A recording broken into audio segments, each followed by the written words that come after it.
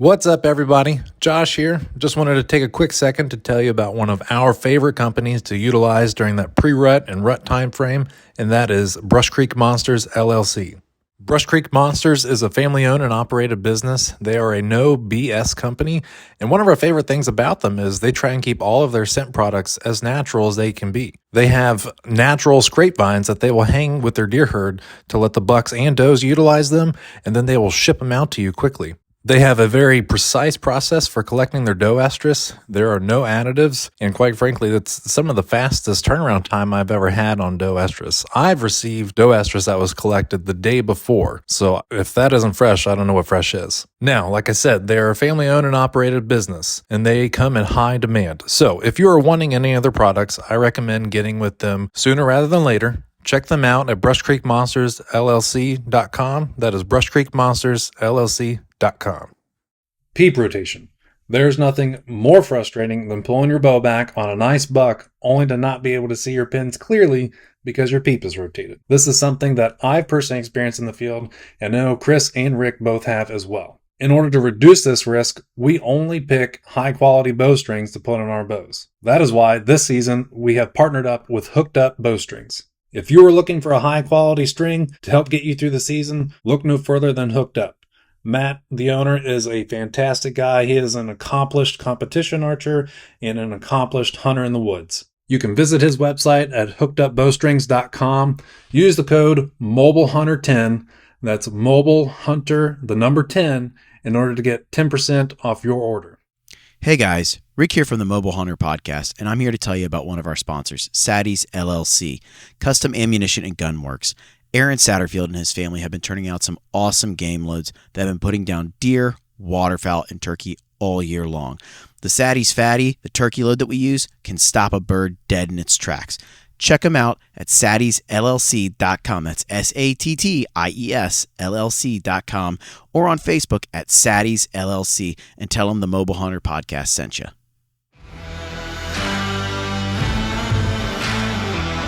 Welcome to the Mobile Hunter Podcast. Our mission is simple. We want to help you become a better hunter. We believe that mobility kills and efficiency will set you free.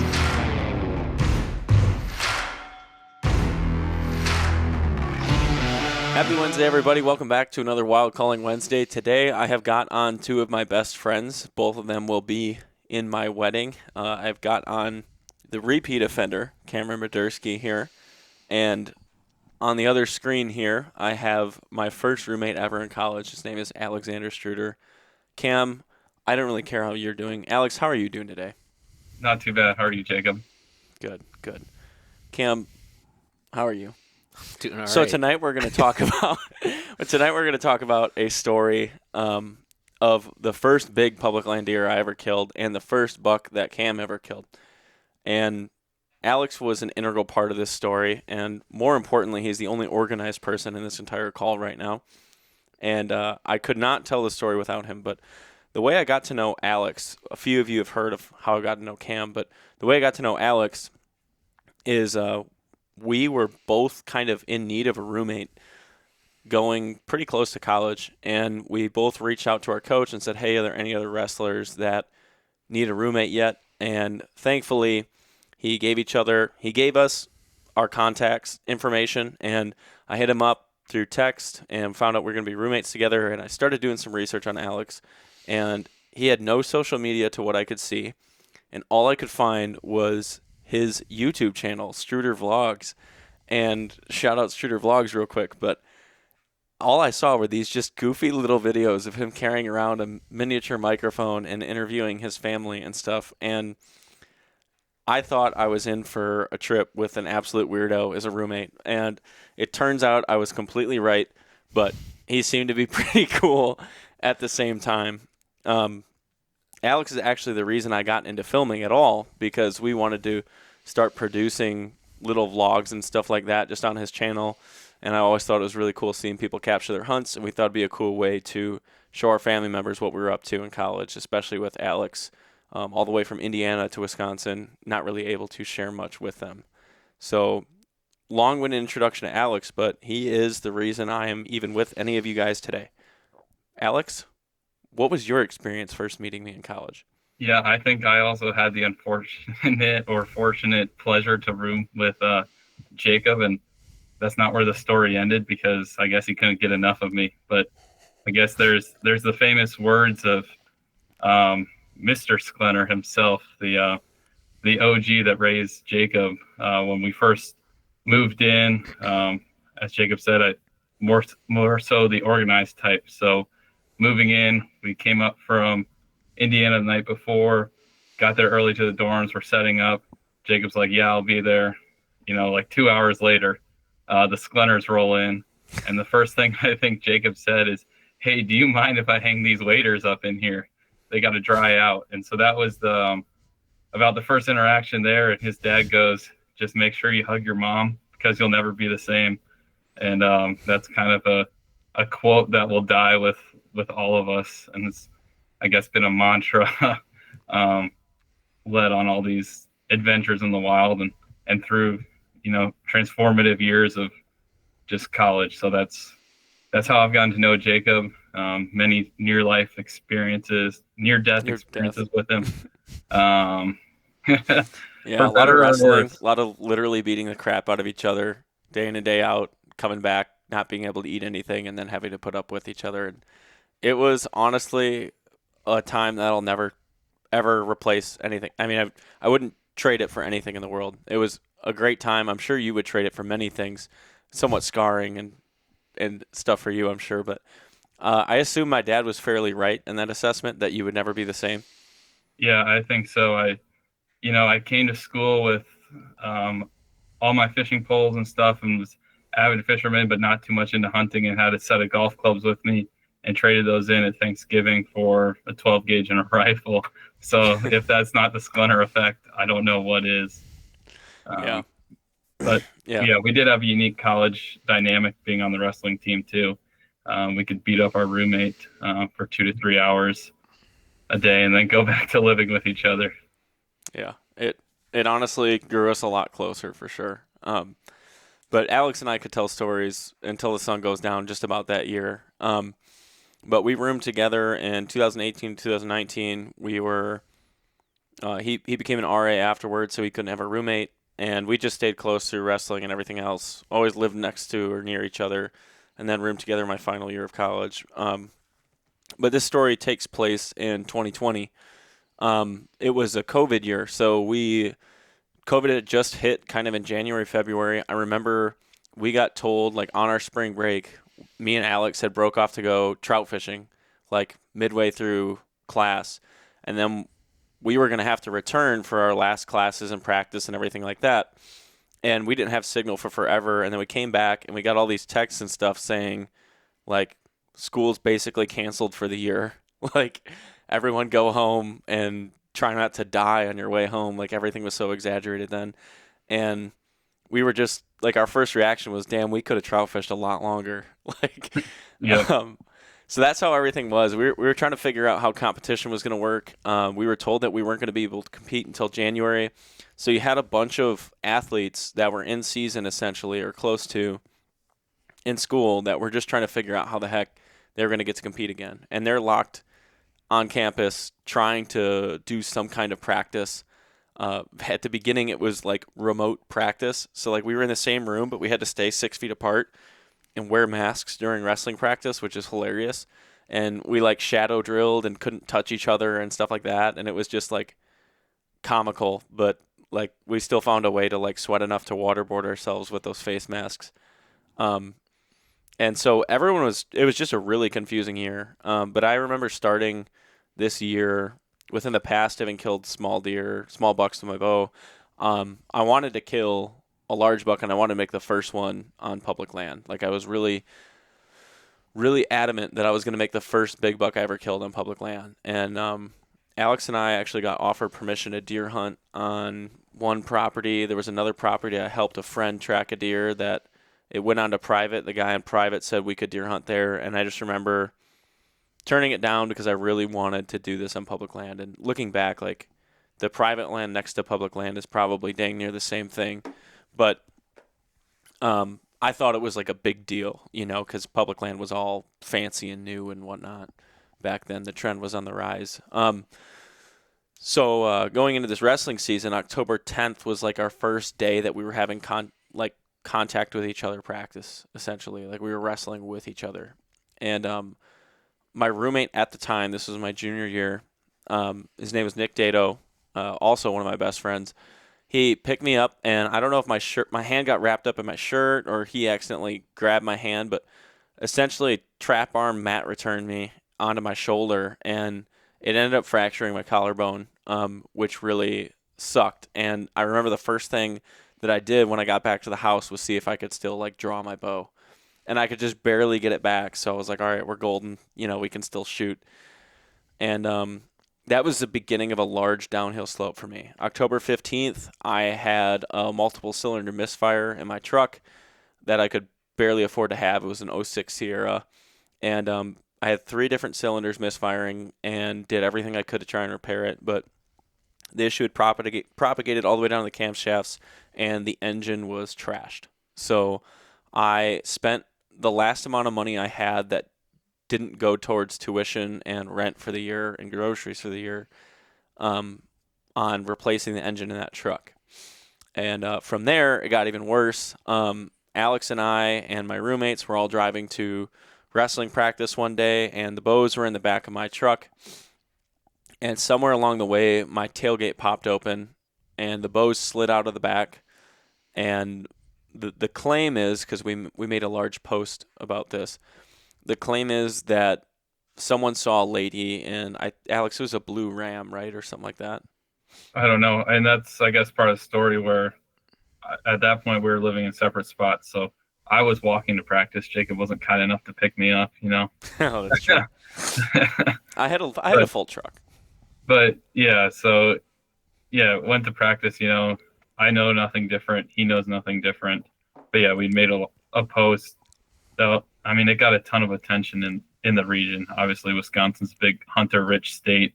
A lot of people hunt that went to college with us around the area. We made acquaintances and stuff. So people were looking out to figure out, who had recovered these bows. Jacob, I guess you could pick it up from there. Yeah, so essentially, we had learned that people had saw some bows by an intersection at a stoplight. Platteville does not have cameras on their intersections. Do with that information what you will, but at least at this point, they didn't have anything monitoring the intersection. And the witness reports on the post that reached many people basically said they saw bows on the ground in this intersection, or they saw them fall out, and they saw a lady with a blue Ram grab the bows, throw them in the back, and drive off. And so we had no idea anything had happened. We went to practice, got back in the truck after practice, got home, and the next morning I had actually saw that my tailgate was open. So we didn't notice anything the entire time. And I thought they were stolen, so I called the police. We were trying to get reports filled out. We put up trail cameras in my yard to see if we could catch anyone coming back or something. And it was really confusing to us because the tree stands were still in the truck. So we thought someone had just taken the bows, but I guess the bows just slid out. I felt horrible because I not only, I probably didn't secure my tailgate enough, but I not only lost my bow, but I also lost my friend's bow for him, Alex's bow. And neither of us were really in a financial position to buy a bow, and certainly weren't going to buy a bow if it was potentially going to turn up because of the kind of risk that it was for us. We did everything we could to try and recover these, checked pawn shops for about a week, and just nothing, And so a couple days into this sort of investigation, we had Tri-State Archery reach out to us and say, hey, and we actually had a lot of people reach out to us. The hunting community is amazing group of people, honestly, when they open up. But we had Tri-State Archery in Dubuque, Iowa, reach out to us and say, hey, we have a couple bows that we use as loaners. Would you guys like to go use these bows for the season? And we were floored. We were super, super happy about it. And we went there, got the bows, and just really old ragtag bows, but they might as well have been, the newest model Hoyt or Matthews to us. Like we were hyped to have them. We got dialed in at like what, Alex, 20, 30 yards? Yeah, I think they've got 20-yard indoor range, so we set Yeah. the 20-yard pins, and that was good enough.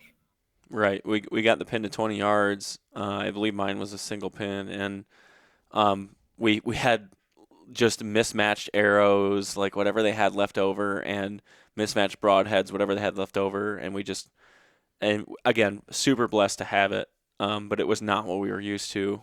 But got her good at 20 yards, and we're like, screw it, we have all these reasons we could give up, but we're just gonna we're gonna move on into the season, and we're gonna make it happen. We're sticking with the goals we have.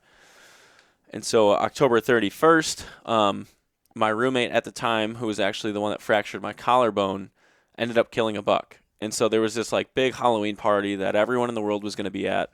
And instead we sat back with our friend Nick, and me and Alex cleaned this deer. And we cut it up, got it packaged and everything like that. And it turns out that someone at the party had tested positive for COVID and reached out to everyone else at that party and was like, hey, you guys have to quarantine for 2 weeks.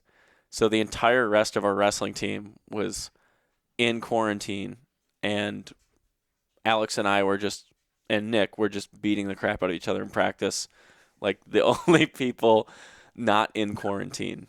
And then after that, November 4th, my last roommate got COVID, and so now he put everyone into quarantine. Alex had contact with me.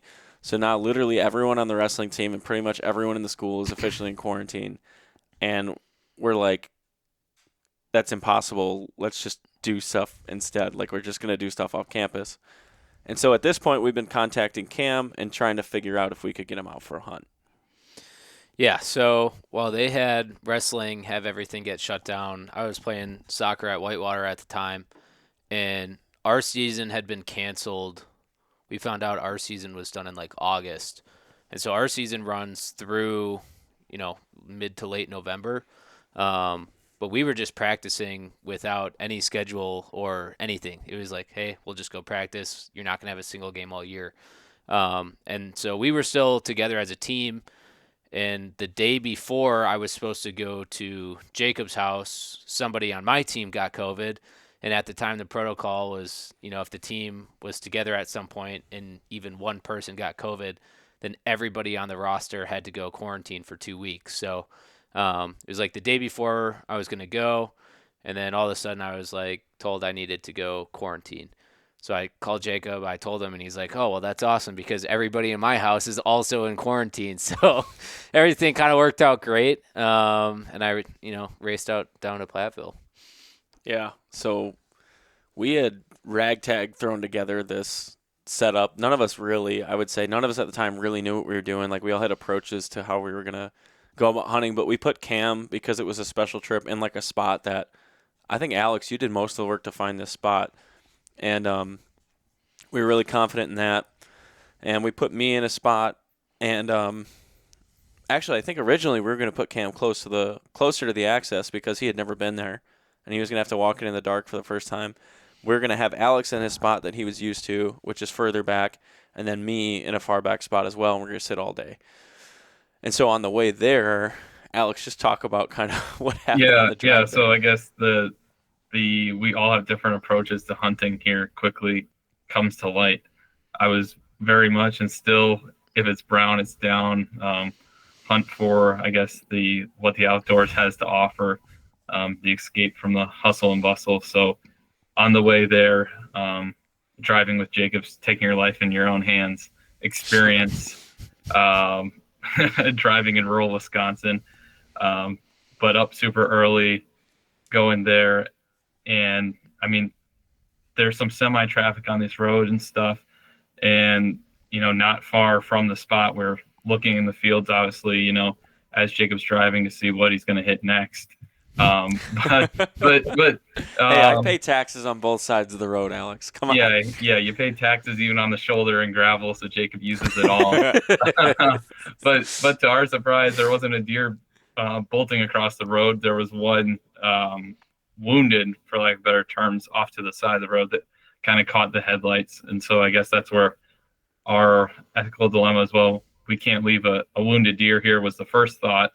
So we kind of pull over and like back up, make sure that's what it was. And there was a deer there suffering that had probably been just bounced off of a truck not too soon before. Now this is really early in the morning, but our first thought is we've got to put it down, but don't want to get in trouble for this later. Actually called one of the game wardens who had helped us out, and we were in contact with quite a bit in the area. Just a real nice guy. And to our surprise, he answers the phone at like 4 a.m. and he's like, "Hey, whatever you got to do to put it down, if you're not going to like shoot it with a gun, like if you're going to slit its throat or whatever, take care of it. I'll get you guys like in the morning filled out like a road salvage tag." And so that's basically what we did. We took out this doe, threw it in the back of the truck, drove to the parking lot probably a mile or two down the road. And that's kind of where it's like, okay, the plans for what we're doing have to change. And Jacob's hunting strategy is he checks the wind 100 times before he goes. It's all he dreams about. If something goes off of the plan, it's not a good thing. And Cam had never been into this spot, so it's kind of like, hey, we're all going to follow in each other and start 1, 2, 3 as we go deeper. But it wasn't that cold of a day in Wisconsin in November, so I knew since I was the one, well, hey, let's get this deer meat.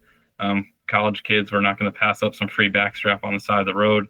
So I decided to hunt a overlook spot just closer in the parking lot so I could get down midday to gut this thing and take care of it. And then I'd find just another spot that wouldn't disturb Jacob and Cam. So that was the first like eventful part of the day. And I mean, it was already success for me. I already had a dead deer in the truck and didn't have to waste an arrow or anything. So these two went on their merry way. I went and found my own spot to hunt that morning. Saw nothing, got down, gutted it, got to a new spot, and I think that's where the action picks up for the other guys. Yeah. Cam, kind of describe how your morning ended up going. I mean, I can start with the night before. So my hunting experience up until this point was severely limited.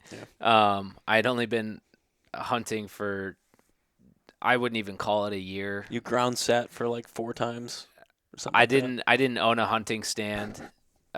I didn't like. You're still inexperienced if you call it a hunting stand. Yeah. Well, I didn't have a stand, and I would just go out and sit on the ground. And at that point, I'd had like 2 or 3 encounters with deer prior, but none even close to coming to kill. So when I first got into Platteville, I actually had to have Jacob teach me how to use a climber in the backyard, but it was dark. So I have Jacob in the dark describing how to use a climber and just under bow fishing lights. Yeah, just flies up the tree and comes back down, and it's like, see, man, it's really easy. And heights are my biggest fear, so I'm sitting here just like looking at this thing like I really don't know how it works, that well. I gave you my harness too. Yeah. And so moral of the story is I didn't really know what I was doing when it came to hunting, and I was still I'm inexperienced now. I was even more inexperienced then. And so, yeah, we're out wandering our way into the woods, and I followed Jacob pretty much as far as I could and then split off. And if you've never been in a certain, neck of the woods before, and your first experience is navigating it in the dark with... Keep in mind, you hadn't looked at many maps either. Like, you didn't... No, I had a red line on Onyx, and I was told, follow this line. It's an approximation. Yeah, and mind you, this spot is like following a creek, and the red line was through like thick buckthorn where there was like one spot where you could like get through and not blow everything out. And Cam's got a big Summit Viper climbing stand that weighs 50 pounds on his back, and his new like Hoyt bow that he'd been practicing with all summer. Yep.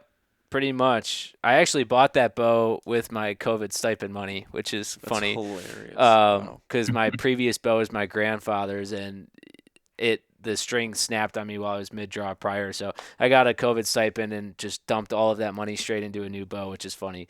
But yeah, so I'm wandering through the woods in the dark. I'm like a little freaked out because, you're all by yourself, and Jacob is a huge stickler on not having your headlamp on. So I was at the time. I was in there with nothing but red light, and it was not the best headlamp ever. So I'm pretty much in the pitch black. I can barely see anything. I got roughly to where a tree, roughly to where I needed to be, found a tree, and sat up there. Yeah.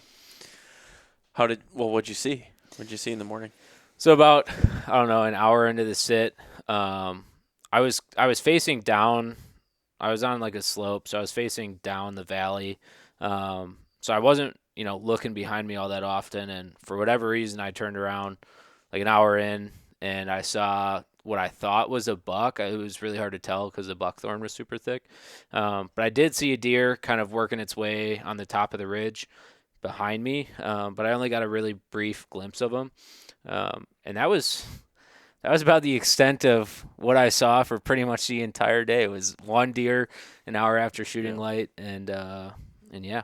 And we're all texting back and forth, but for me, like I had the spot I'd saved for a long time, drew it up, and it was shaping out pretty much how I wanted it to.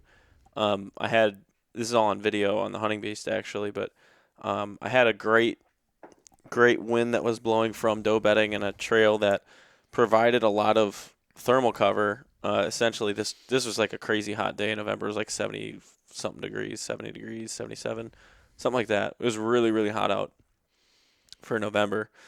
And there was this pine stand that would cut down the wind a little bit because it was high winds, but it would allow the deer to wind a whole bunch of doe bedding at one time and stay in the shade the entire time.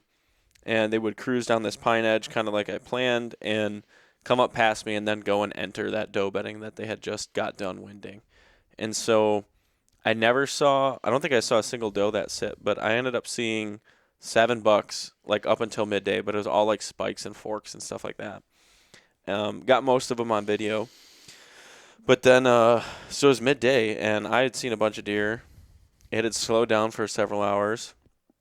And Cam had seen one deer kind of. Alex had seen nothing. Had been back in his stand pretty much. And well, I think Alex, you just got done gutting the deer, and we were like, "What are we gonna do for this afternoon?" And I was like, "We're staying. Like it's November 7th. The deer are moving," and everyone's like, "No, they aren't." Like, and so I think Alex and I were debating back and forth, and we were like, "Well, you know what? It's Cam's like first hunt out here. Like, let's defer to him." And Cam, you made a decision and kind of called a shot at that point. Yeah, I think I just threw a random number out there, and I was. You told me you were feeling good. You said you were feeling good about that sit. Yeah, and I think what was the time I threw? It was like 3:24. I think it was some exact time. I said at 3:24, I'm gonna shoot a deer. And I'm like, that's like 2 hours before dark or whatever. I was like, there's no way. Like, no, that's just. I was like, all right, good luck, buddy. But we kind of made the decision that we were staying based on Cam. So the day goes on. Alex finds a spot and sets up. Alex, how did your afternoon go? Yeah, I think I was looking back through like my photos on my phone to see what I was doing like around this whole time period before this podcast. And I captured like a ferret crawling across a log at some point that afternoon. So I think. So you had a really good sit. Yeah, so I saw a whole lot. I mean, I smelled like the insides of a deer on a steamy November day. So I'm sure I was really attracting all the deer. So that's why I didn't push deeper and was like, okay, Cam and Jacob are in good spots. So be it if I don't see anything. And so very selfless. Yeah, I had nothing exciting. So I played some cell phone games and carried on with my life. And Cam, what happened on your sit? Well, I'll just say, actually, I should probably go with mine first because you have the exciting part here. I was sitting, I had a couple deer come by, and I was like daydreaming, looking at a squirrel that just kept coming up the tree next to me, and all of a sudden I heard like this crashing down below me, and I thought like I was hearing some chasing, and like down in this ravine, I just heard some crashing a little bit towards where Cam was. And I was expecting him to come up the hill and run out this trail, come right by me. And then it just stopped. And I was like, that's weird. And I got a call from Cam like right after that. Yeah. So I was, a little checked out at that point. What time was it, by the way? It was right around. It was like 3:32 or something. It was like within 5 minutes. It was of when you within called 5 minutes of when I called my shot hours earlier. But I was still a little checked out because we were set in our stand at 4:45 in the morning, and at this point it was, I don't know, 3:30. So it had almost been 12 straight hours up in the tree. You're starting to, like, I don't know, lose your focus. And all of a sudden I, caught a deer 40 yards out, coming, right down the trail that I had hoped he had come down, or that he was going to come down. Got broadside right around 20 yards and tucked a nice shot in there right behind his shoulder, and he took off. And pretty much after that, I blacked out. Yeah, I think you probably blacked out before you even hit the release on that one.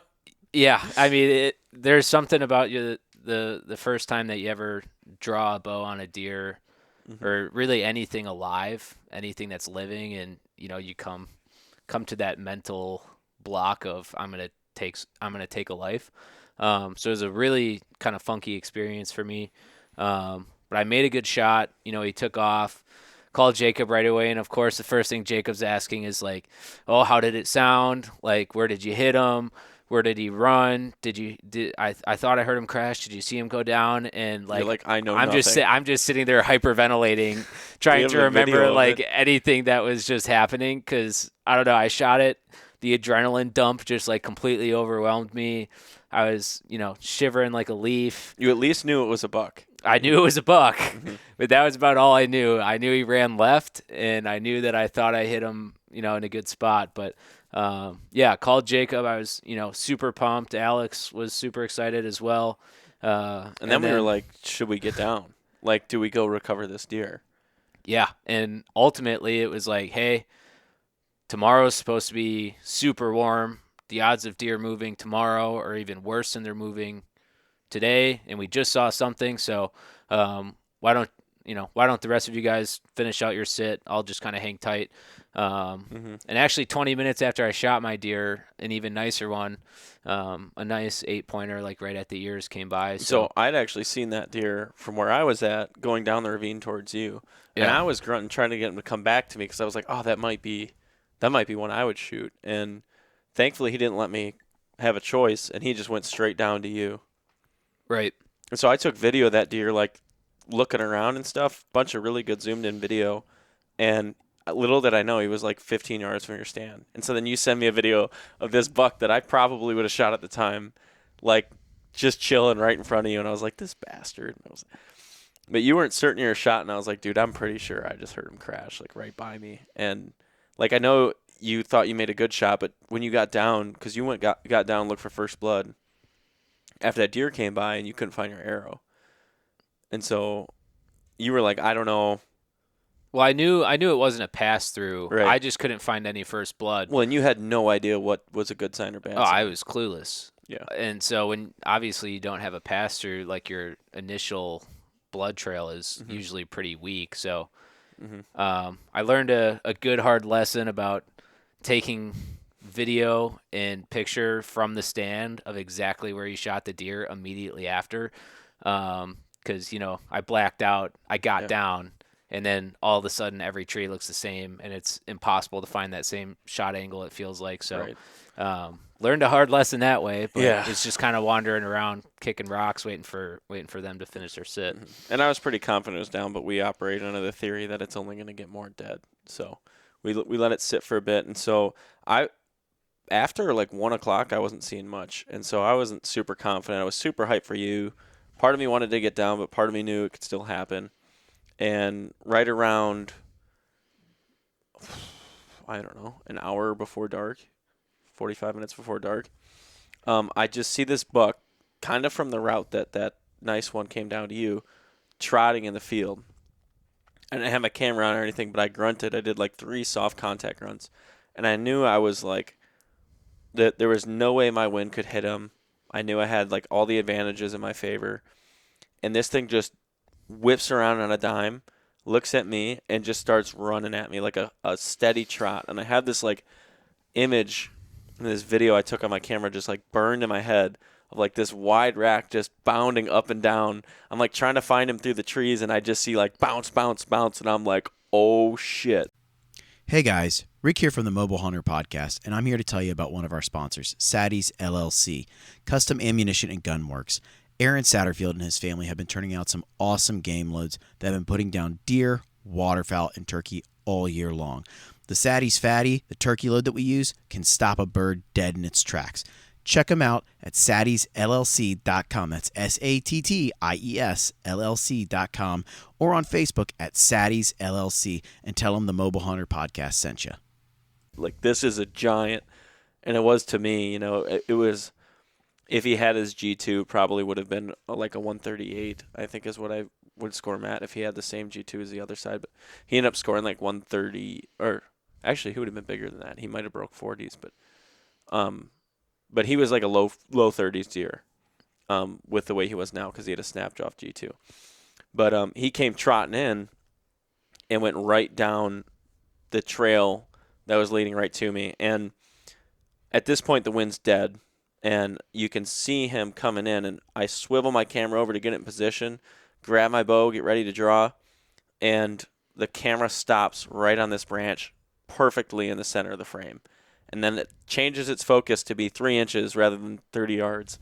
And just this perfect, gets this amazing footage of this stick sitting right in front of the camera. And you can see this buck walking into frame, and he slows down as he starts to look for the other buck. And you can hear like, ch-ch-ch, and he stops perfectly behind that stick. And I had already drawn back. I was holding. I didn't even stop him, but he was at like a severe quartering 2 angle. I had probably a 30-degree turn, maybe less.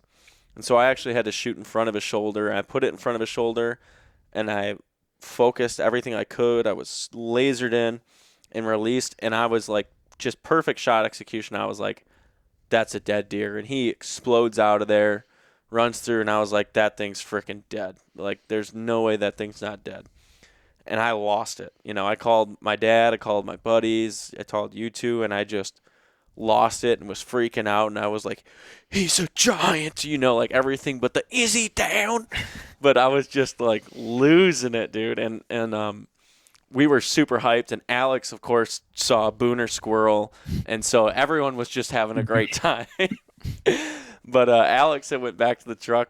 What did you ended up doing by the time you heard that I shot one and Cam had shot one? Yeah, I think by the time you had shot one, it was getting to sundown. So, you're not going to get down right away anyway if you think it's dead right by you. So I think at that point, that's when Cam had kind of gotten down. So it's like, all right, I sat until closing light, basically scurried out of the woods, threw the stand and the bow back in the truck. And that's when I started making my trek into where Jacob and Cam were at. And I think at that point, Jacob had also been like, okay, let's find Cam's first. Mm-hmm. And so I think I ran into Jacob first. And really where Cam was at, the buckthorn was so thick, like the deer could have only ran one way. And I think we had already found the deer before we had found Cam. Yeah, we came across a white belly, and I was like, and you were about to be like, Cam, and I was like, don't say anything. I was like, don't say anything. Yeah, and at that point, Cam hadn't found any blood yet, so we went back, and Cam was like sitting in like the exact tree we wanted him to be sitting in, just out of pure luck. And I don't know if we ever found the arrow, looked for the arrow, but start to look for blood. We started tracking it, and decent blood, which is hilarious because I didn't even know that you guys found it on your way to me until right now. Yeah, but it makes way more sense knowing how quickly you guys found first blood after I had been wandering around for 30 minutes. So as they do with a high entry no exit, that you often don't find blood right away, and so going down that trail, we found blood like 20 yards from the site of impact, and followed it. And I had Cam in front of me. And I'm like videoing Cam and stuff, and Alex is behind us both, I believe. And following this blood trail, and I can see the deer for about a full minute before Cam even looks up. And so like I'm seeing like the white, and I'm like, oh, there's blood up there, there's blood up there. And so Cam keeps like looking down. He's like, oh yeah, there's blood here, and he keeps following it. And I was like, oh, there's blood right there, like up there a little further. And Cam's like, oh yeah, there's some more blood. He's like looking 5 yards Doing ahead. anything but picking my head up. And I'm like, Cam, look at that giant white patch of blood up there. And you're like, what? And you look up and there's the buck sitting there. And you lost it, dude. Kind of describe how you felt in that moment. I mean, I think the first thing I felt, which is probably the first way that any hunter feels when they, recover their game, is just a huge sigh of relief. A huge sigh of relief. Like, hey, I made a good shot. He didn't run far. Like, he died quick. And then it was just that second round of adrenaline dump where you just start, celebrating like crazy, hugging you guys, just, hooting and hollering. And, it was a pretty special moment for, first time ever using a tree stand, wandering out in the dark. Mm-hmm. I had been sitting for almost 12 straight hours before, and really saw one deer all day, first thing in the morning. So just a lot of factors that kind of went into that sit. Having your best buddies out there when you kill your first deer is something pretty special. Yeah, pretty cool to recover right away too. Not have all the drama with it and all the worrying necessarily. But this whole time, so Cam's got this buck and it's a basket 8, but like an 8-point anything or buck anything is awesome for your first deer, let alone your first deer being shot with a bow. So we were freaking jacked, and like that's an absolute trophy. And I was like, oh, you guys just wait. Like, I got a giant. Like, you come look at this deer, you're going to freak out. And so we're like, let's go track this thing. And so we get up to, like, the tree, and I was like, this is the tree I was sitting in. He was 20 yards away. He was right here. And I'm like, right here's the point of impact. I guarantee that arrow sitting on the other side, sticking in the ground. And we're looking. We're like, there's no arrow here, bud. Like, we looked for forever. And I was like, okay, let's look like 10 yards down the trail. We go 10 yards down, and there's no blood. And we're like, what? And we go where he enters the CRP field, and the arrow is there. And I was like, all right, we got the arrow. And then I look at the arrow, and all of it's there except for about 4 inches in a broadhead. And probably 3 inches in a broadhead of carbon broadhead left. And I'm like, oh, no. And there's not a whole lot of blood going up the arrow, so it clearly didn't go in deep. And, we had probably 4 inches, Alex, would you say, of like actual blood painting the arrow? Yeah, not much at all. Yeah. And so I was like going from like absolutely stoked to just defeated. Sorry. My battery charger isn't plugged in. There we go. Okay. So I went from absolutely stoked to just rock bottom. And we went like 5 yards into the field. Did it start drizzling rain at that point? Or no, I don't think it was. I don't think it. No, I was getting. Okay. I think we just decided like immediately right there, like, hey, we need to stop because it was quartering 2, and I don't even know if you had watched back the footage, but it's like, you got it on film, so like we already have Cam's deer, we have another deer. Oh yeah, I didn't see the footage at all. I was like, oh, we'll see the footage and we'll know exactly how this thing's hit. And I got him right on camera. It was like the perfect angle or whatever, because I felt like the camera was perfect. And so we packed the deer out. Alex, describe how we got this deer out. Yeah, so we basically stuck the arrow in the ground where we had found it for Jacobs. Took some pictures of it. So we go back to Cam's deer, and it's thick. There's a creek we walk because that's just where it's the least thick. And I think we let Cam like try to drag it for about 20 yards before it was pitiful. That's where the college wrestler had to step in and let the soccer player see how it was really done. I think Jacob decided to take a drag at it, and that was also pitiful to watch. He was high as I got it about 100 yards in 2 steps, I'm pretty sure. I think it's also important to note that Alex had already gone back to the car and dropped all of his gear off. Yeah, that's true. Yeah, it was. So Jacob and I still had I had my 50-pound Summit stand on my back and my bow, and Jacob still had his stand. I had the original like lone wolf assault like giant cast stand. And there's Alex with 2 empty hands and nothing on his hands back. and a flashlight. So that's where I We figured won't mention. I could We be won't of mention use. that part though. Yeah. So they've got all the excuses, but we basically not really invented, but made our own version of the deer backpack, and it worked successfully on this property with a few does and stuff we had taken. So we basically just, with the pull cord, tied the thing's legs together to make a deer backpack, and that's how I threw it on my back, and we tromped out of there. So And it really looks like the deer is humping you from behind. For people that don't know, you tie the front legs into the tendon, essentially poke it into the tendon that is in the back legs, and then you try to tie them so that they don't pop out. And so it's like blades on your shoulders, but when it's a heavy deer. So it's painful, but it looks convenient and also really goofy. Yeah, and it's pissing blood all over you. It's still warm. I mean, you're sweating. It's being comfortable and uncomfortable. And it was really just the goal of the quicker we get to the truck, the quicker we get this out of here. So it's just, a mad dash to get out of the woods, making all sorts of noise. And I mean, it makes it better when you got a successful deer and you're not doing it alone. But we got it back to the truck, got it out there closer to the parking lot. And that's when the real work starts. Now we didn't have one, but 2 deer. Jacob's trying to call everyone and get opinions on what he can do. So that's when we load back up and take the ride back to the house. And we ended up calling a blood tracker in the parking lot after we got cams out, and we're like, hey, we got a picture of like this arrow, and this is how we feel about the hit. There's not much in there. And we ended up getting a hold of a really, really nice lady that I ended up getting a track from the next year, too. I ended up not really needing, but her name is Linda Bennett. I can't remember. I think it's like Blue River Trackers or something like that.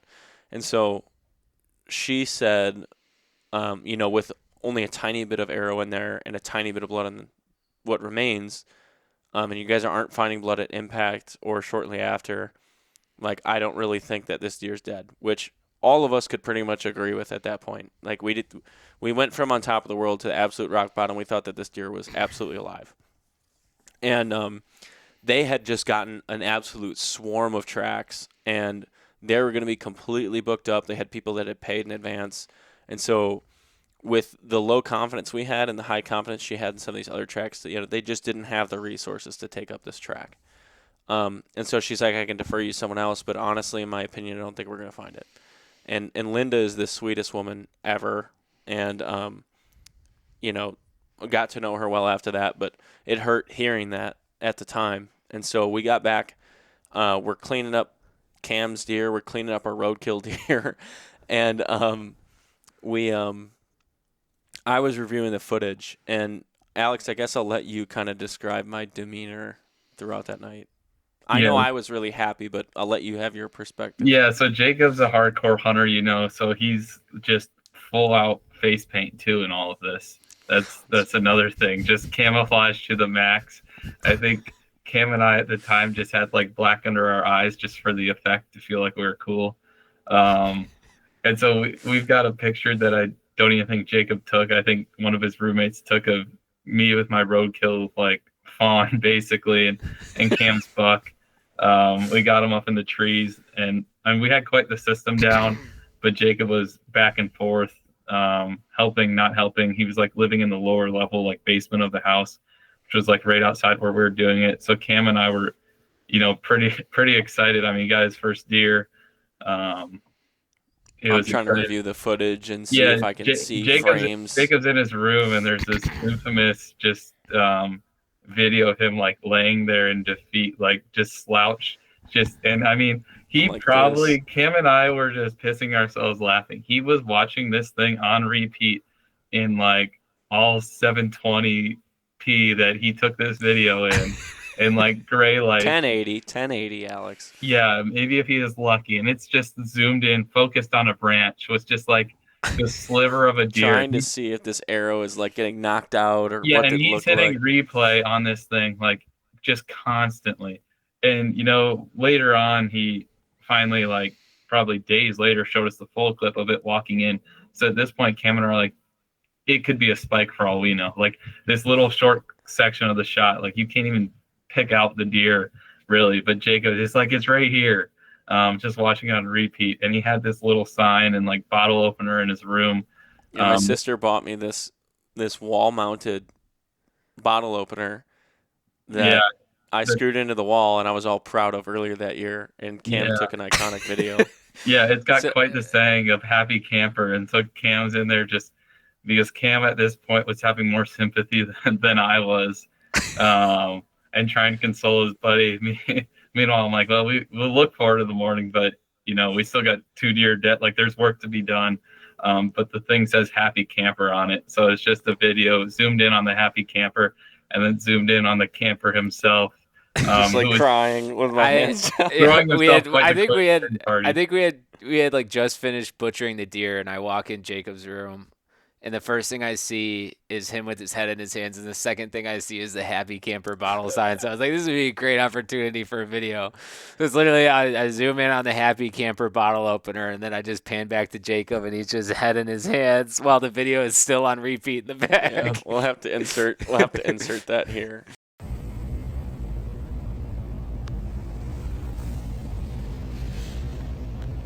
I was just so defeated. It was hilarious. Yeah.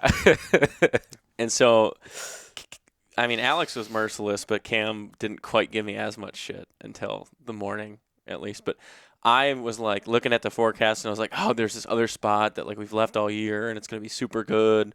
Like, should I go there? I was like, guys, I have like no hope. I just don't think this deer's dead. And Cam's like, you got to go out. And I was like, you're right. Like, I'm being an idiot. I got to go out. And even before this podcast, we were kind of going through what we were going to say. And I was like, I have to mention the part where I, almost didn't go out, right? I almost went to this other spot because that's how little hope I have. And Cam was like, well, you don't have to mention that. Like, you obviously should go look for the deer. And I feel like it's real to say, like, I was that discouraged. That would have been a horrible decision, a very non-ethical decision as a hunter, but a little more inexperienced I was, and very emotional and very upset at the time. And I snapped to my senses really quickly with you talking to me, and you were like, dude, you got to do it. So we went out there at like 8 a.m. or something like that, and got to the spot at about 9, and we're at quote unquote first blood, and literally following blood the size of the tip of a needle, like an absolute pinprick of blood, ridiculously small, like a millimeter across. We would find every once in a while on a dried piece of CRP in this big expansive CRP field. And for about 2 hours, we followed pinpricks, one of them every like 20 yards, until we got to the deer's first bed. And in that first bed, we found a patch of blood that was the size of a nickel. And that was the highest concentration of blood we found the entire track. And so I am just like, I'm defeated. Like, none of it, we're going to track this thing until we run out of blood and run out of it for good. And, I told Cam, I was borderline like, Cam, you could just go back to Whitewater. Like, you killed your deer. You don't have to sit here and suffer with me. And he's like, no, I want to be a part of this. And it seemed like every time I would find blood and I would try to stick to the trail and try to find another drop, I couldn't find it. I was ready to give up. And then Alex would call out, oh, I got some here. Or like, we would identify this tiny little piece of blood. And then every time Alex and I were ready to give up, Cam would call it, oh, got one here. So we just took turns. Probably every 30 minutes it took to find just the next drop of blood. I mean, it was basically like get on a trail that we found a piece of blood. We would track that until you'd get to a little opening where there'd be a lot of bedding, and then there'd be like 8 different entry points to that bedding area. So it's like, okay, each person picked the one that they thought was the most beat down, and then literally get on your hands and knees and crawl. And we'd cover a yard every 4 minutes because it takes that long to just look through that cover. And God, it was miserable. And so But we kept just finding it. And eventually we got to the edge of the CRP field, and it led back into a bunch of old overgrown buckthorn and an old apple orchard, essentially. It was a way overgrown apple orchard. And it was just thick as could possibly be. Like, we were going to have to crawl through this no matter what. We didn't really have a choice. And there's thorns and stuff mixed in, and we were like, all right, we got to this edge. There's 3 trails, or we got in a little bit and then lost blood. Couldn't find it, like, at all. Then we're like, there's 3 trails. I'll go left. And I just chose left because I knew there was a bedding area over there that had big rubs by it, and it's the one I thought this buck came from. And Cam, you go up the center, and Alex, you just find a trail and follow it to the right or something like that.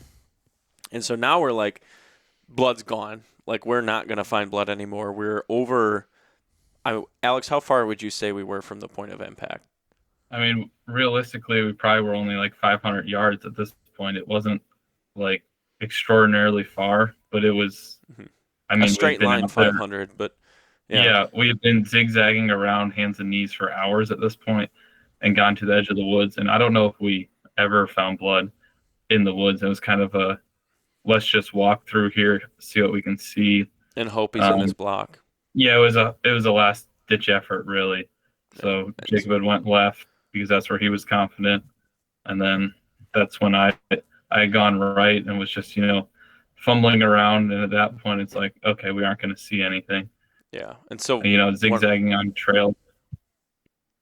Right. And so I want to have you have the reveal. But I want to describe like where I'm at. And so I was like, I held out this tiny sliver of hope, like in my mind and heart, that we were going to find this deer, because I was like, I know where he bedded. Like, I'm going to go to this bedding area, and like he's going to be dead in this bedding area. It was like my last shot.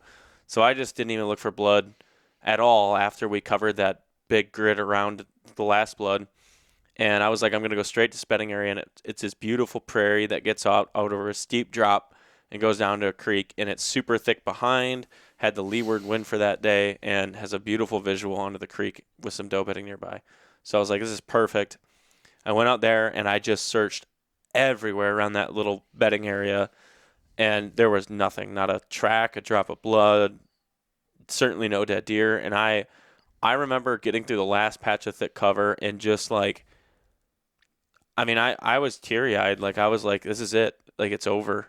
I didn't, he's alive. Like, I screwed up the thing I've been working for my whole life. I just screwed up, and it's over. And I've been given this blessing of an opportunity, and I just squandered it. Yeah. So at the same point, Cam's in the thick, I'm in the thick stuff. And it was just like, man, if there was a deer, like, gonna go somewhere, it's like, man, this is a really good spot. So at this point, I was more so like, how could we hunt this? But it was just miserable walking through. And at that point, it was like I had gotten to the whiff as like I was kind of coming over a hill of like the tarsal glands of a buck. And it's just that distinct. And it's like, man, now my mind's playing games on me. And that's where I came over, and there's this, the big white belly laying there. And so I think like the first thing I like yelled out was like, hey, I found blood. And now this is like an hour after we had split up, and we're just wandering around, and Cam wasn't too far away. So he's like, well, shoot, I'm just coming over there to help. And Jacob's yelling across. And so Jacob's hearing this, like, wow, these guys are now like total assholes. Like, there's no way they found blood at this point. So he's calling BS on the story. Like, what are you saying? And so like, we're shouting back. And because I'm pretty sure at this point, like, Cam's like, no, I think he's serious. And I'm like, well, then why is there a dead deer laying here? And so that's when Cam's like, oh, shoot. And so Cam and Cam brought in. I think Cam started, yelling, because at this point, Jacob still wasn't coming. Yeah, I didn't believe you guys at all until I heard Cam yelling too. And I mean, I was swearing at you. I was pissed off, dude. I was like, you, dude, like you're messing with me after all this. Like, I can't believe it. And then Cam's like, I just hear Cam go, oh, like his voice cracked, and he like kind of lost it. And I was like, oh my God, it's real. And so I just like busted ass towards you, just ripping through everything imaginable. I think I fell on my face once and like got back up and kept running. And Alex, you ended up recording this. It's like, bro, it's huge. It's fucking huge. Holy fuck. Let's fucking go, baby. Oh my god. Sweater, bro. I was just walking around like a total idiot. I'm like, this is the thickest stuff I've ever been in. My god. Hey, his eyes are shut though, Sklenner. His eyes are shut. Hey, what did the dog tracker say? Let's go! The dog tracker said, we aren't tracking your deer, it's still alive.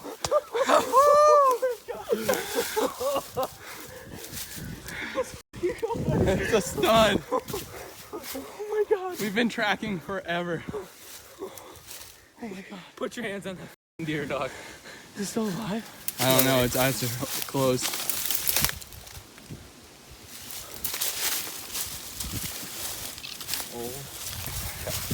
You want to know why I kept walking down here?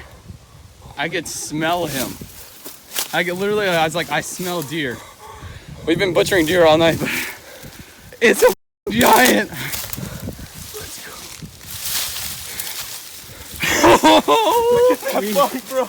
I've tracked this. Look at that for so long. He's got the snap. We put in the work. Oh my god. Okay, we're calling Mr. Scudder now. Ending the video. And I just remember running up, seeing the deer, slowing down because I was like, is he really dead? Like, is this real? And you weren't sure. You're like, his eyes are closed. Like, he could just be like, bedded for a second. And obviously he was dead. And so I look at him, I slow down for a second, I look up at you, and I just frickin' tackle you, and I just lost it, dude. Yeah, the only takedown Jacob's ever scored on me. Yeah, right. Yeah, right. What was oh gosh, I'll put the video in this podcast here, but the famous line you said, like right before I tackled you, what did you say? Oh, I don't even remember. I didn't watch. Hey, what did the dog trackers say? And you were like, because we were like, that was our motivation, like prove the dog tracker. My nose is better than the dogs. Prove the tracker wrong, and like the tracker's just giving good advice to us, really. Yeah, we're just stubborn assholes. Right. I also want to throw out there that as soon as that dog tracker told us they weren't going to take it, we called Jacob's dad, and he was like, "Oh well, F that.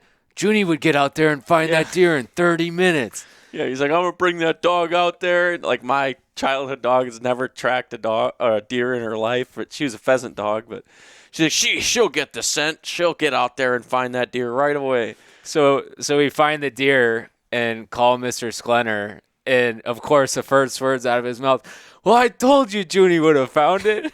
Hello. Mr. Sklenner, put on the larded onions. We're gonna gut you a buck. Yep, the dog tracker said they wouldn't take the track because they couldn't find it. Well, I just found a giant buck laying in the woods. We followed pinpricks for over a half a mile. It's a 10-pointer. He's got a snapped off G2. You would have found that thing in no time. Well, I guess my nose was better than a blood. It's like, if you idiots found it, then Junie would definitely have found it. Which is crazy thinking now, because now that dog's 15 as of a couple days ago, and 3-legged and a cancer survivor, and still trying to chase birds whenever she can in the backyard. But gosh. And so Cam, you were like, go put your hands on that deer, dog, or like something like that. And so I went up there and I just sat next to it and just held it in my hands, and like I just still get like teary-eyed, like thinking about that, because like I just couldn't believe that amazing roller coaster we had been on. We had a whole night, really, of it. While I was bummed about mine, we still had a whole night beforehand celebrating a deer with you and getting to be a part of a really awesome hunt. Well, Alex and I were celebrating. I was still extremely happy for you. Get out of here. At that point, we're taking pictures of Jacob with the deer, and Kim and I are both like, so how are we getting this out of here? Yeah, Kim's you guys start to hit reality. We're closer to the parking lot now, right? It's like, no, we've only gotten farther away and then thicker stuff. And so we were like, we dragged it for a couple yards. Alex was going to go get, you were going to go get, I think it's split or something. We didn't have a deer cart at that point yet. Yeah, I can't remember if you were dropping stuff off or we bought something. a deer cart literally the next week. Your dad bought a deer cart. Right. and so Alex was going back to the truck for something, I think you were bringing back camera gear or whatever. I don't Yeah, know. or maybe And- I think I got a knife to gut it. 'Cause that's what we ended up doing was. Well, we gutted it right away, I think. And the only knife yeah. that we had was that stupid little like Waukesha County Fair folding pocket knife. Yeah. So we gutted it with that. Alex, I think I was having you like take back. I don't know what it was. It was but whatever. something Alex went like back to the yeah. truck. Maybe I left my stand in place or something like that or whatever. But yeah, Alex went back to the truck, and so Cam and I are like, "What the hell are we gonna do?"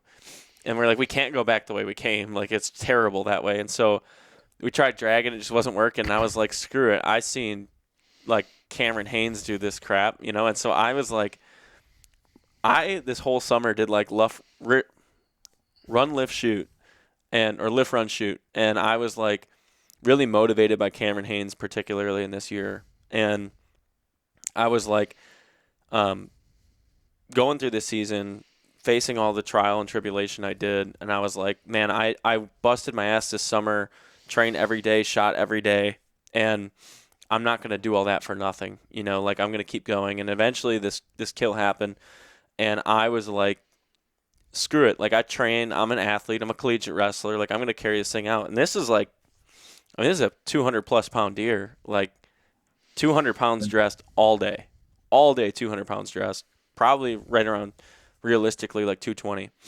And, so with the screwed up collarbone that was still recovering, but pretty much all the way there, I lay down, Cam helps push this thing up, and I stand up with this thing on my shoulders. Well, Jacob's determined. He's just going to throw it on his shoulders and carry it out of here now. So, yeah, through the creek we go. And I start carrying it back and took some breaks here and there, but made it, 1.5 miles or something like that? Yeah, Up and down. Jacob took more breaks than we would have liked, but Up and down at this point creeks. we had gutted it, so it's bleeding a heck of a lot more than Yeah. just It's still 200 gutted too. Like this is a but there's giant deer. blood all down you, and Yep. yeah, I wore a shirt that was the Marines shirt, pain is weakness leaving the body, and carried this thing. What really happened with that arrow, by the way, is it entered in front of, they have this bone that, what is it, ulnar bone or something like that. It's a thick leg bone that leads up to the scapula, and it comes to a right angle. It's actually the front end of what people consider the vital V. It's the most forward end of the vital V. It skipped off of the front of that, going in front of it, just barely tapped it, and wedged down and into the heart, cut the whole bottom half of the heart, only opened up one ventricle, essentially, of the heart, and then wedged in the sternum and snapped off the second that deer brought its leg forward. And the deer kind of forced it back out through its muscle in the 10 yards it took to drop the arrow. And so that deer, every time it moved with that broadhead wedged in the bottom of its heart, every time it expanded, would tap that broadhead just a little bit. And so it just kept tapping that broadhead, and with a high entry, no exit, heart shot, ended up stayed alive for a bit, but eventually just the more its heart was beating, the more it was lacerating that heart. And the entire heart was perfect except for just that lower outer ventricle of it, or component of it. And eventually it died from blood loss, and all the blood was still in this deer because of it. So, yeah, it was crazy. And so that deer is dead. Start carrying it out and stuff. Our coach was big into Turkish get-ups at the time, so we recorded a video of the whitetail get-up of me solo picking up this deer and running with it, and Cam's like, that's a horrible idea. All right, Coach, we call this the whitetail get-up. Inspired by the Turkish get-up. Gotta keep good form here. And you go to like a split squat.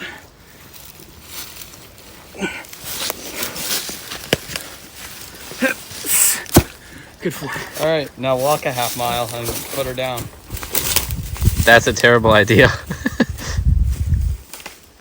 Because I started sprinting Because through the he'd brush. start running. He ran for about 5 seconds of that video, and as soon as it stopped, he had to throw it down. Yeah, and he's like, "Why did I just do that?" Yeah, I just gassed myself right away. But so eventually got it out, and it was just such an awesome. Honestly, I'm very thankful for the breaks in between, because we got to sit and soak up that memory and just like listen to the creek flowing and just, man, what a blessing. It was amazing. And we got that deer out, got my first shoulder mount ever, and it was just what an amazing experience it was.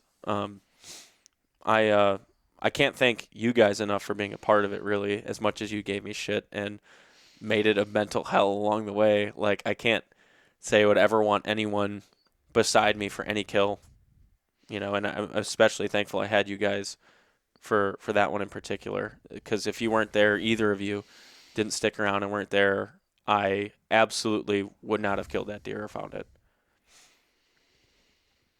That's where you cry and say thank you. Yeah, I know. And you're like, you're more like, we'd started that day like so early, and I think like we always would like take the cape off and everything, and then do the back straps first, and then go to processing it.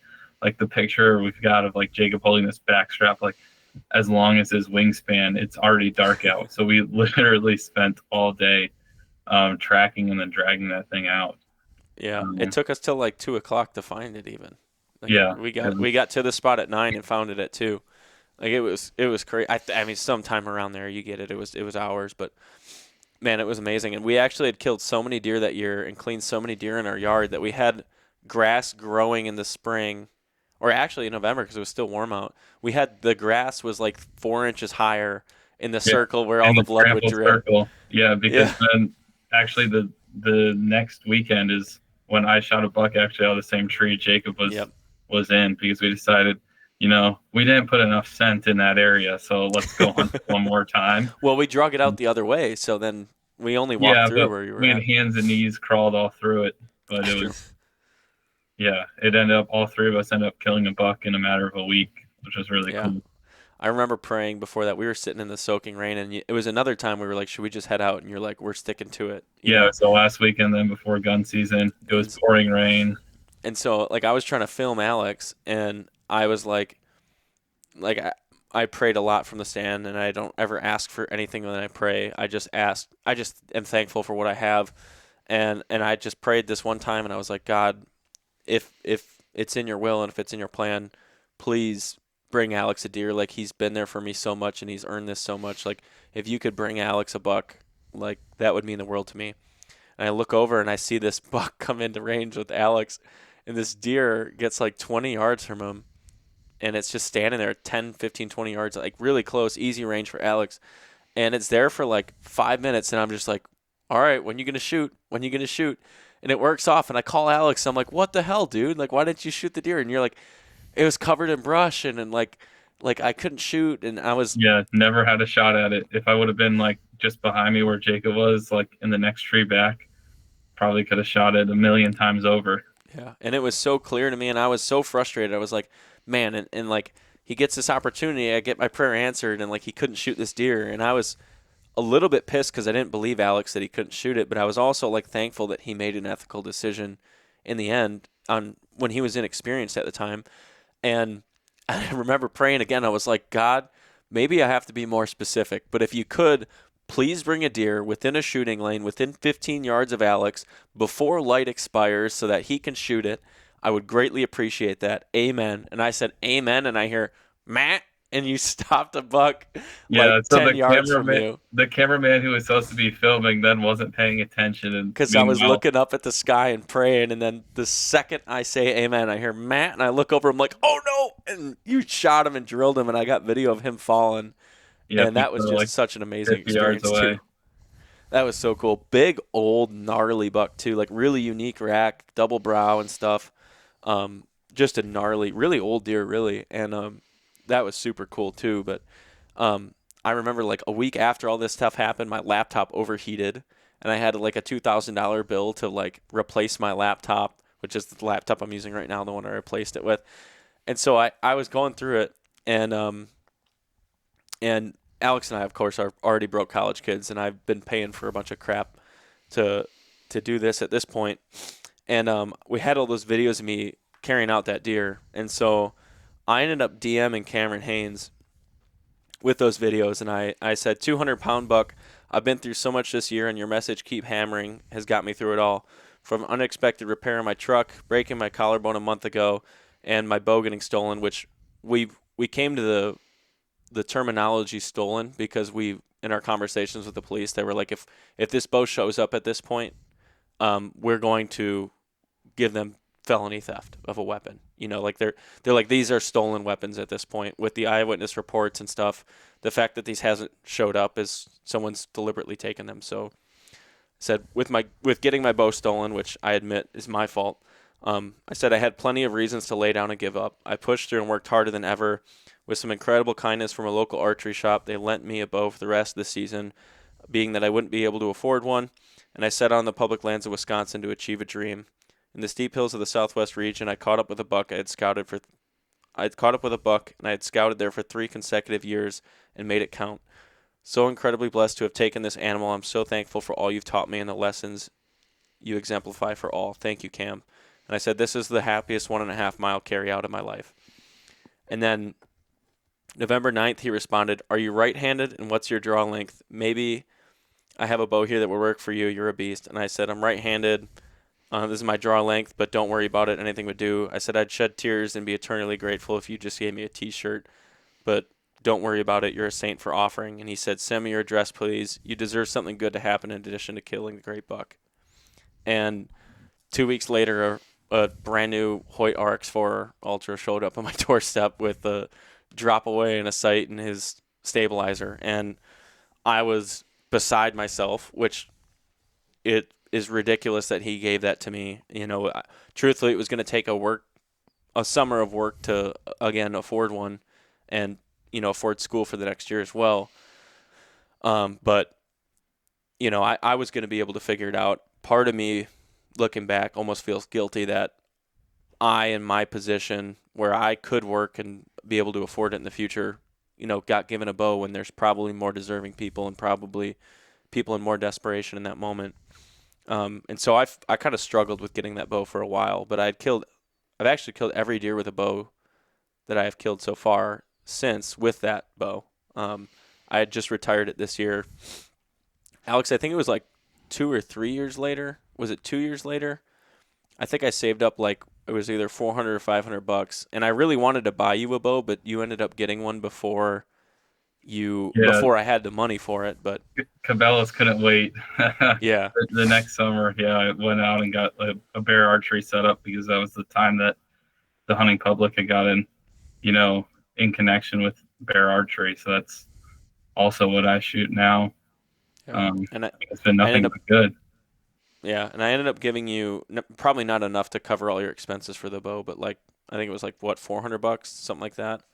Yeah, Jacob gave me some pity money, so I I wanted to buy you a new bow. So I drag out the next deer, but it was never expected or never necessary. I mean, stuff happens. You move on.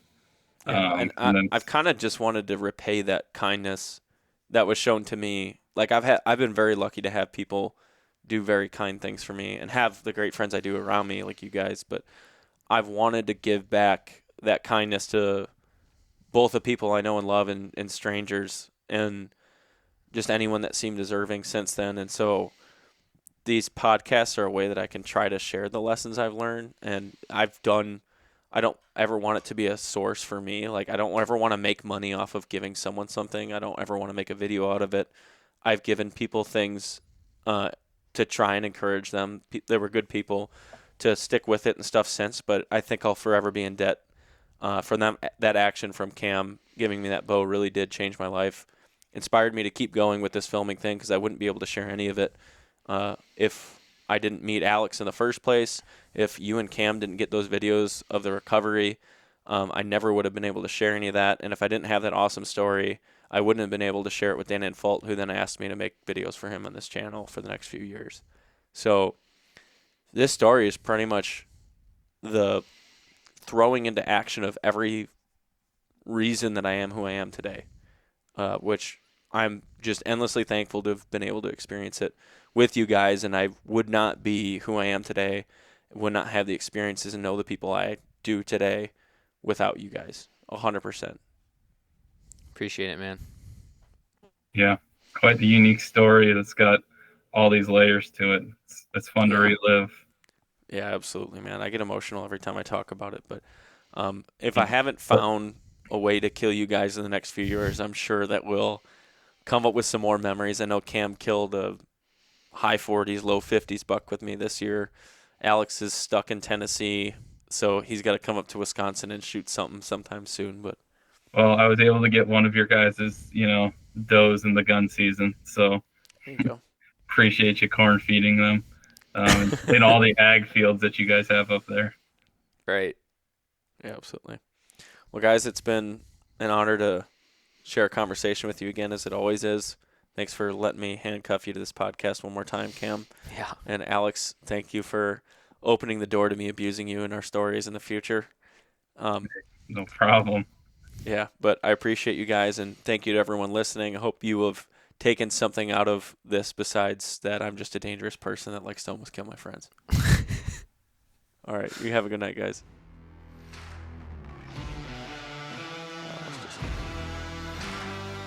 Thanks for tuning in to this week's podcast.